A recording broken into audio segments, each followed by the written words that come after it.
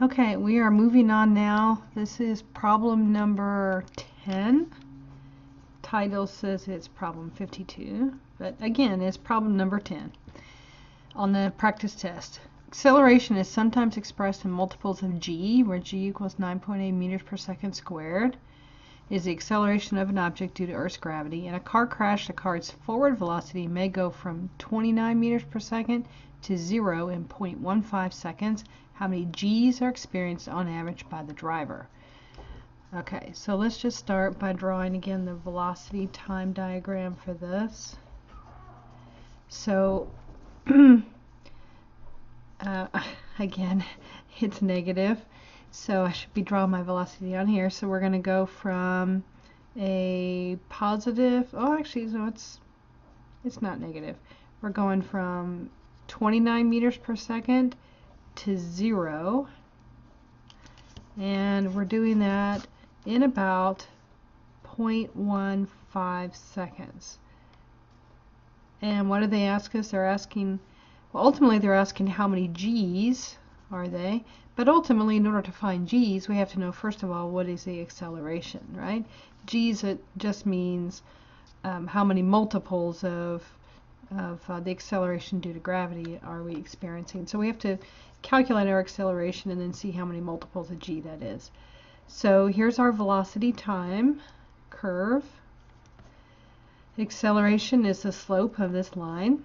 So I know my velocity and I know my time, so I can find my acceleration very easily. It's just going to be acceleration is the change in v over the change in t, which is 29 meters per second over 0.15 seconds.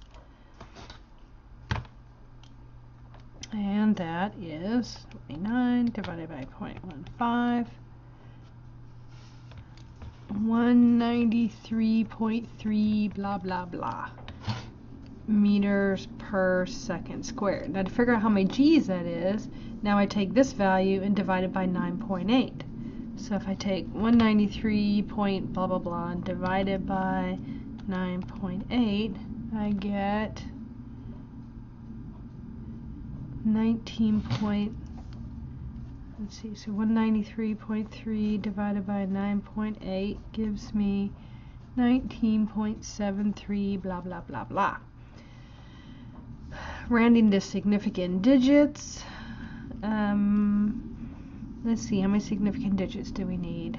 We were told g is 9.8, velocity is 29. Everything looks like two significant digits, so I want to round that to two significant digits, which takes me to 20, which is selection A, and that's the correct answer.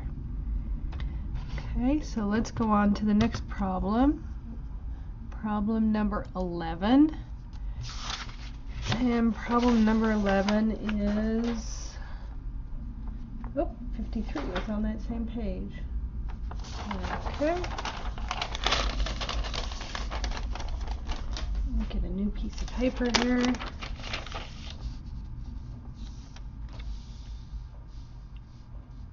we go. Alright, so this is problem number 11. Okay, this one's kind of a fun one, but a little bit tricky too. Alright, a baseball is hit with a bat, and as a result its direction is completely reversed and its speed is doubled. The actual contact with the bat lasts 0.45 seconds. What is the ratio of the magnitude of the average acceleration of the ball? This is an example where you got to be really careful to make sure you're reading what they want you to find. Ratio and magnitude, okay, of what acceleration to original speed. So let's go ahead and draw it out. This is my bat. Looks like a sword, but that's my bat, and here's my ball.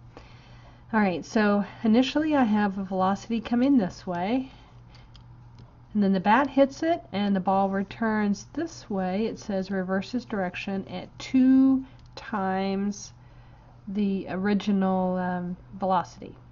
Okay, and how long is it in contact? It's in contact for 0.45 seconds. And then what do they want me to find? They want me to find the ratio. Ratio means one over the other. Magnitude of the average acceleration, so basically acceleration over original speed. Magnitude, so that tells me I'm not caring about direction, so I'm not caring about sign, so we're going to want the absolute value of our answer. That makes it easy. But I still have to think about direction. It doesn't mean I ignore direction. I just have to, when I'm done, take the absolute value of it. Alright, so let's start with this. They didn't give us any values on any of these. Can we solve for them?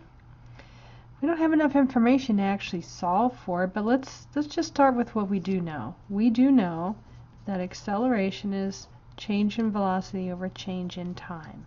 I know change in time, but I don't know change in velocity, but I do know something, and I know delta V is the same as V final minus V initial, right?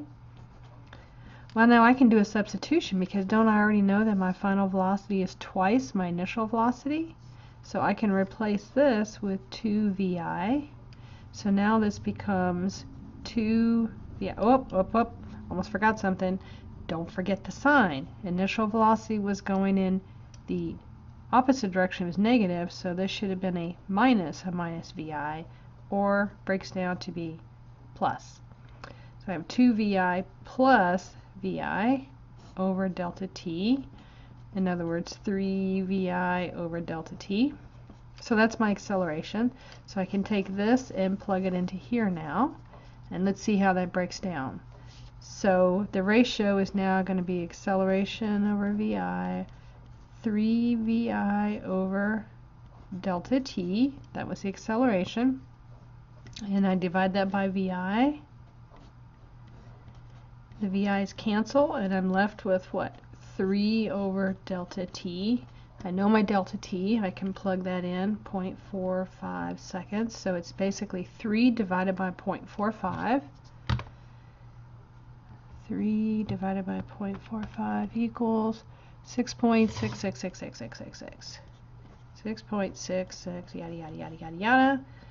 And the units 1 over second. So round that should be 6.67.